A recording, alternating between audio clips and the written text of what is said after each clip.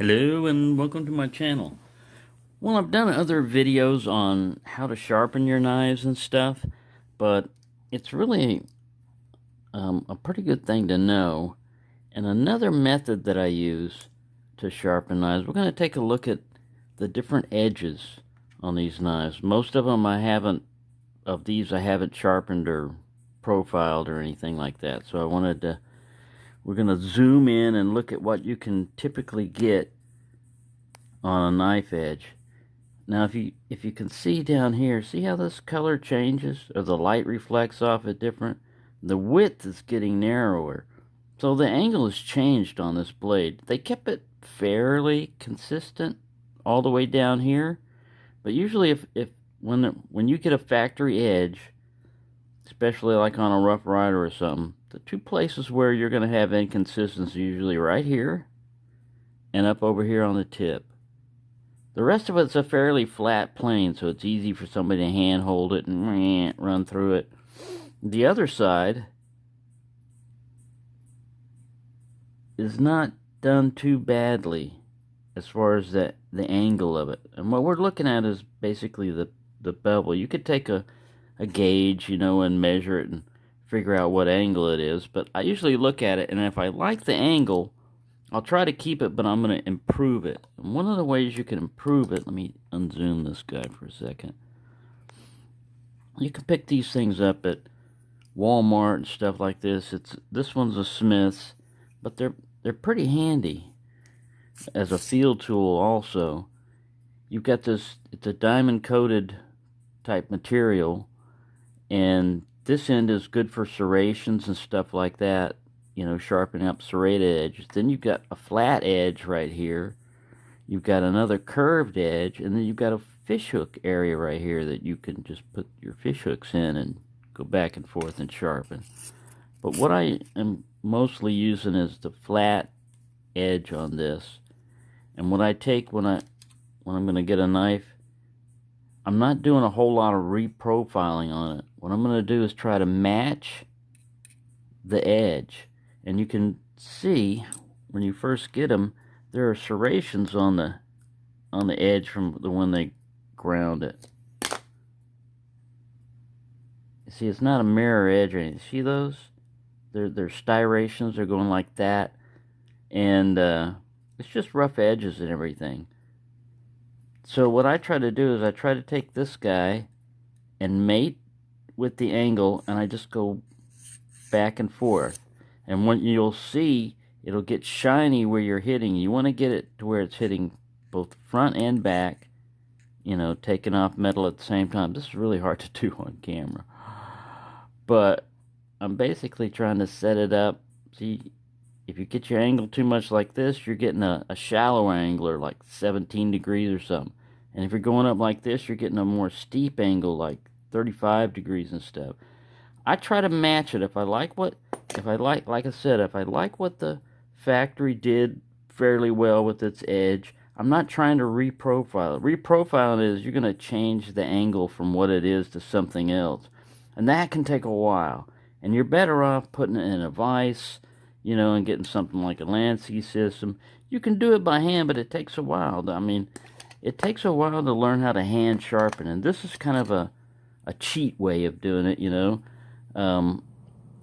not trying to figure out the angle or anything. You just stick with what you've got. And I usually get it right up by my eyeball. So if this is not focused, it's going to be hard to do it zoomed in. I just got these toothpicks because I got a bunch of them and I can show the different angles. But anyways, that's what I do. I go back and forth like this a little bit. And then I flip it over, because anytime you're taking metal off of one side, it's going to start rolling on the other.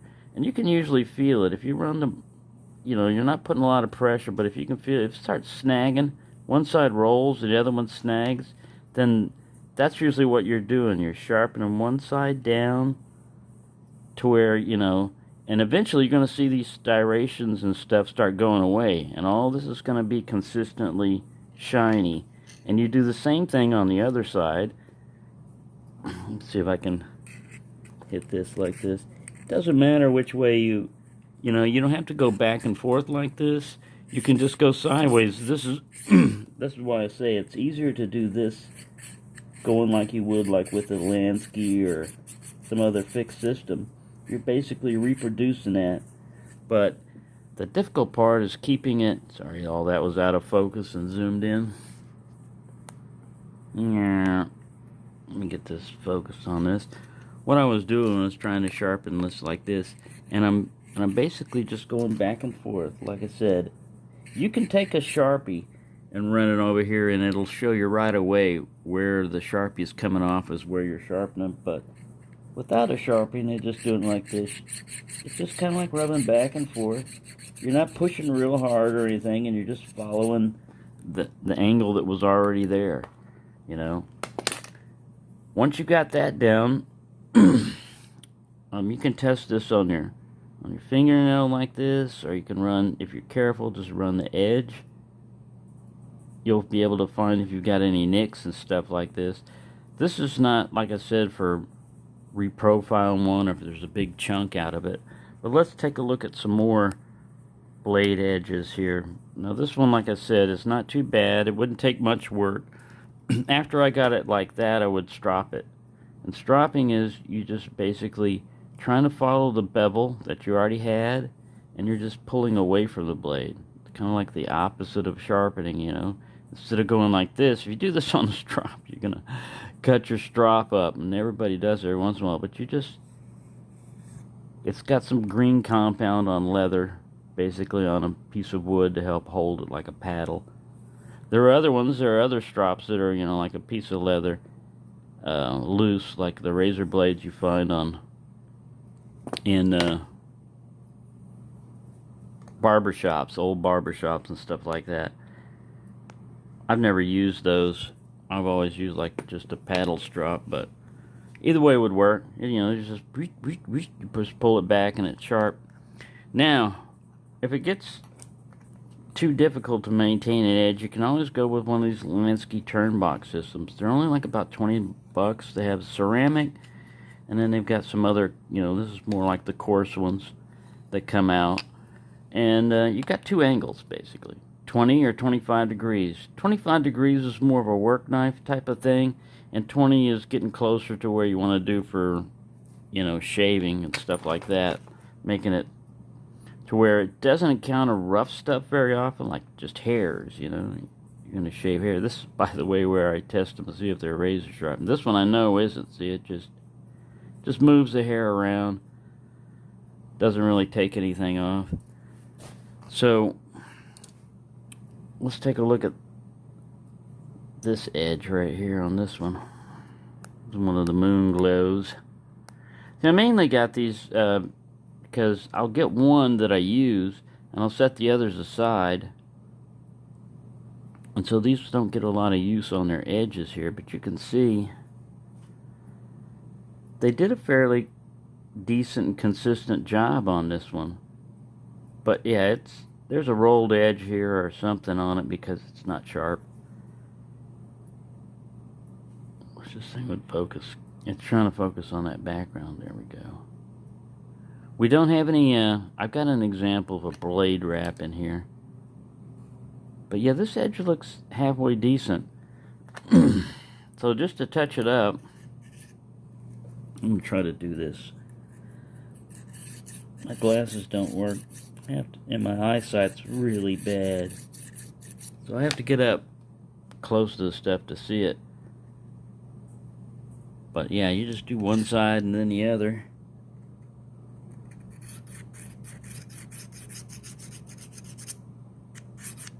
And like I said, this could take a while. Nothing's going to happen overnight real easy and stuff, you know. But it's just a way, you don't have to clamp it down, you have to go through a whole bunch of stuff. You don't require a lot of equipment, but it is going to take some patience and skill to go through that. We're mainly just going to look at the different edges that we've got here rather than go through the whole sharpening thing right now. So let's look at the edge on this Old Southwest here. We'll zoom in on him. Focus on that. There we go. See, this one's not done too badly. You can tell that I've hit it with the I was looking at this earlier. I hit it with this because you've got these consistently sharp, shiny spots on each side, and if you keep sharpening that, all that will become shiny like that.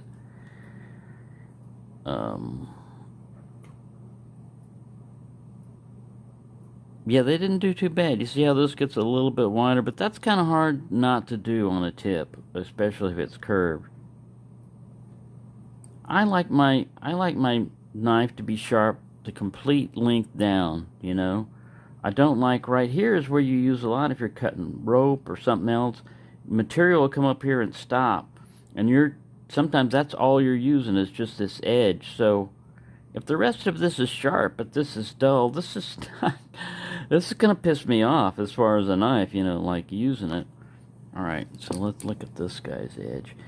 You'll see a lot worse examples than this on most of the time on most knives. These are some of the older ones where I guess the guy was paid better and didn't get pissed off. But yeah, this is a fairly consistent edge all the way down. Consistent bevel there. All right. This one here has what's known as a rolled edge. You'll probably be able to see it in the light. See, I was sharpening on this side earlier, just messing around with it, and I hadn't touched this side yet. So when I pull my finger on this, I don't know if I can catch it on the light in the camera, but you can see how dull that is. That's just because this side needs to be hit also. But this is one of that cinnamon stag bone Damascus, and I use it a lot for different stuff, just digging around. All right, we'll see how this one is. This is one of the first ones that I got, a tortoise shell, and it still has. You can see where I had taken out some of the. I have touched this blade up a little bit.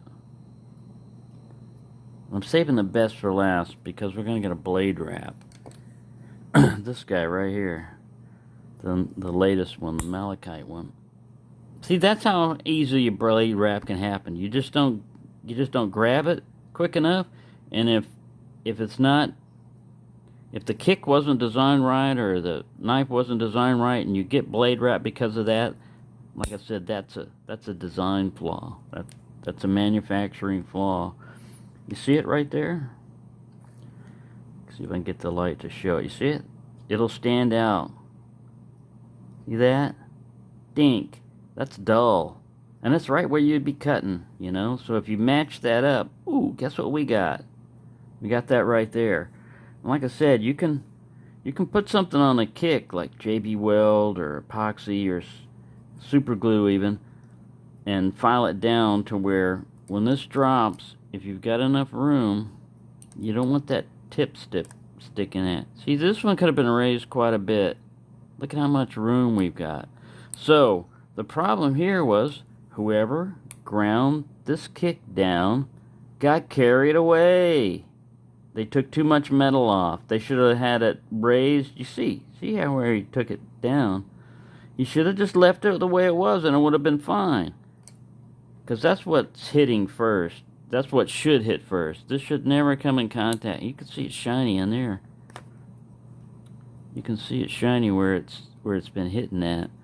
So that's normally what I would attack, because sometimes, although this is not a really real bad one, you're gonna have to take all this other usable edge off all the way down here if you don't take care of that.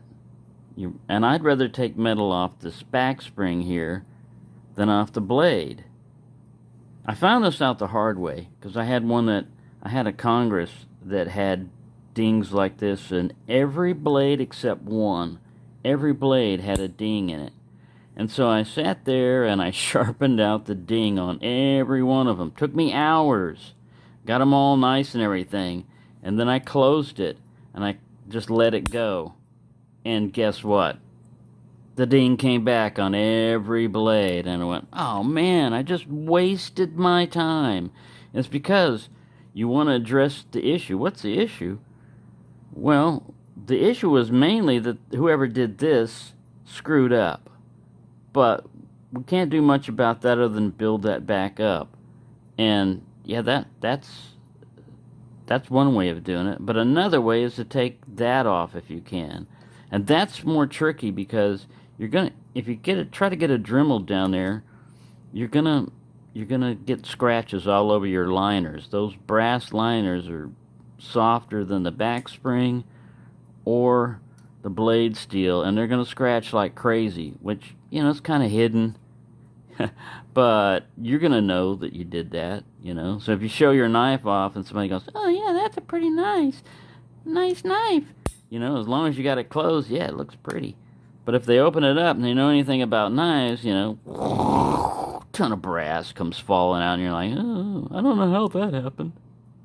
But yeah, that's what I do to fix this one, is basically do that. Now the rest of the grind is good. If you look at it, he maintained a fairly consistent angle all the way down. He didn't screw up down here. We had a good blade going on until we come up to that. So this one will require more than just sharpening. You can do it, like I said. You can sharpen this out, and it may. Sorry, I didn't know I was zoomed in again. And it may fix it, but you can take crock sticks, like I said. You can set this guy up to, I'd go with like 20 degrees on it, and just, you know, and start sharpening it out, and it'd probably be alright. But what I would do is, what I've done before, is take a popsicle stick, shave it down to where it fits just in there, and then glue on the end of it some emery cloth, which is basically like sandpaper, or you can use sandpaper, but emery cloth is a little more durable backing because it's got a cloth backing instead of a paper backing. And just go chink, chink, chink, chink, chink, chink, chink, chink, back and forth until you're going crazy, you know. Yeah. But yeah, other than that, it's a good knife, that, and it's got a cracked scale, but it's fairly well hidden. You can't really see it unless you know what you're looking for. Or you got a fingernail. It's right there.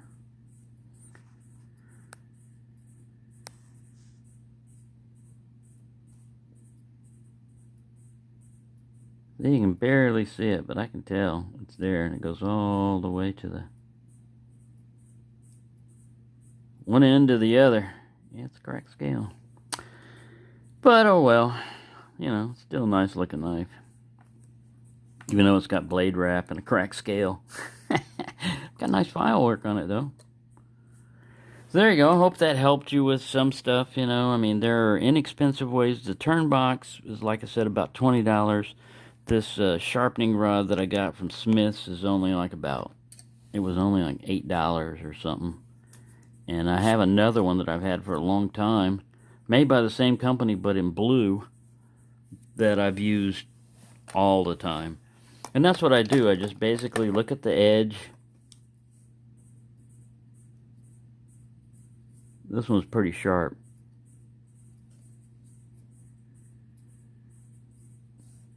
I just look at the edge and I try to maintain whatever they had there. If I like the way it looks, then I go with that edge. You can see that it's rolled on this side. Did you see how it caught that light?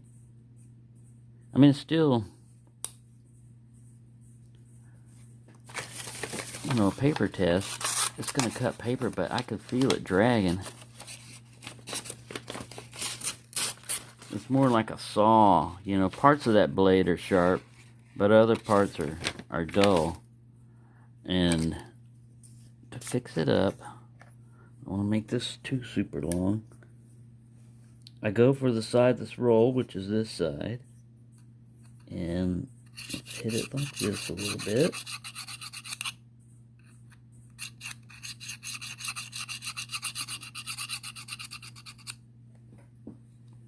And we roll over on the other side over here. Yeah, this side's been sharpened.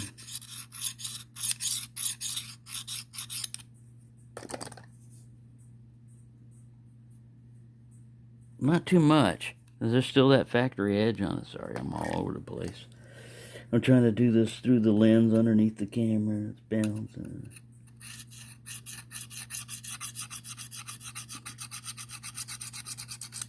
You can also hear it after all when you're sharpening. Sharpening your knives, it's good. It tells you a lot about the steel. You get more of a feel for the knife. You kind of get an idea of how it's going to cut just by how hard it is to get it to sharpen. And then a lot of times you're going to cut yourself sharpening. And so you're going to have a more personal feel for the knife because it's got a more personal feel of you. That one's not bad. It still needs work, see?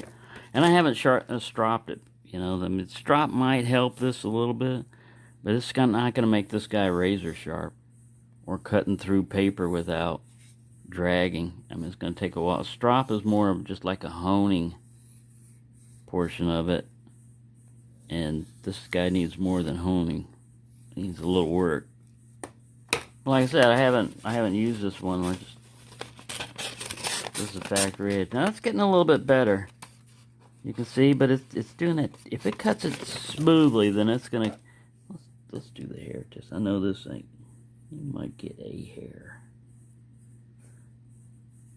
No, that's a scratch on the blade. Yeah, it's not hair shaving sharp. Hair shaving sharp is a different thing. Once you can get a blade hair shaving sharp, you can get it any other shaving. You can get it working edge. You can get, you know, hair shaving sharp to me is like the true test of how sharp you can get the blade. Not all blades have to be hair shaving sharp. Depends on what their job is, you know, what they're supposed to be doing. Are they cutting hairs or are they cutting wood, you know, or carpet, stuff like that. Well, a lot of people take, you know, that's why they use utility blades. They try to use a razor blade for everything. And they don't have to sharpen it because all they got to do is replace the blade. Alright, let's try this guy. Nope, not hair shaving sharp. I haven't worked on any of these, but these are basically the factory edge you'll get. It'll be sharp. Sometimes it'll be hair shaving sharp. But if you don't know how to maintain that, and you don't know how to do it then what are you going to do? Send your knives out to someone every time you want it sharpened? Or never use them? So it's don't feel bad that you can't get a knife razor sharp, but you can get a knife razor sharp if you're willing to put in the time to learn how to sharpen. You can do it. It's like with what they say about everything else. What's the secret behind it? Practice, practice, practice. The more you do it, the better you get at it, you know? You're not going to be a born Rambo guy that knows how to shoot a bow and arrow if you've never shot a bow and arrow in your life, you know? You're going to get close, but you're not going to be great at it. The more you practice with, the better you're going to get at it, of anything. Same way with knife sharpening. So, I hope you learned something from this, or I didn't, you know, exactly demonstrate all the way through how to get it from dull to hair shaving sharp, but like I said, I have done videos on that. I just wanted to show you the different blades, the different consistencies you'll get in blades when you get them from the factory. Let's look at this Christmas one. Now, he's pretty sharp. You see how nice that is? It's nice and consistent all the way down. And same with the other side.